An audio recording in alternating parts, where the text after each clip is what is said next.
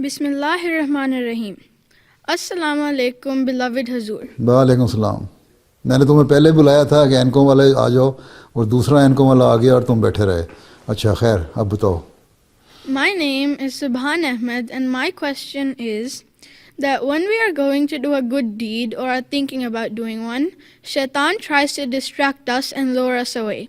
So at that time, what can we do to ignore him and continue on doing the right thing?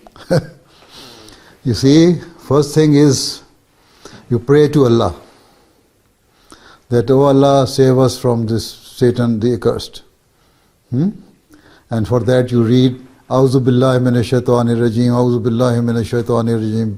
You know the meaning of Auzu billahi minash shaitanir rajim? You know the meaning of Auzu billahi minash shaitanir rajim or not? You don't know? You read Quran? Do you read Quran? Yeah, I do. I forgot it. Do you read Auzu billah? Yes. You see, Quran was just recited before you and they translated it in Auzu billah. Oh Allah, save me from... From Satan the accursed. Yes. So always, whenever you see Satan is or Shaitan is trying to distract you from the right path, then you read this.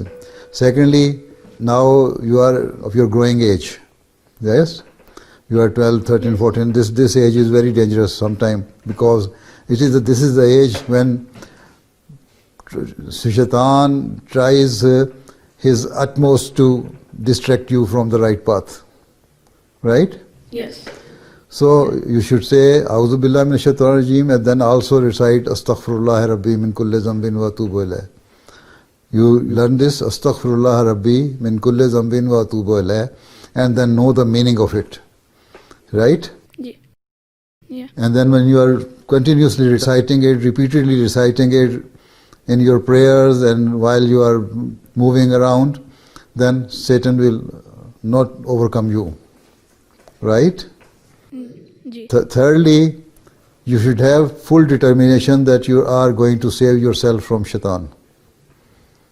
Right? If you are determined to save yourself from Shaitan, then you will be saved.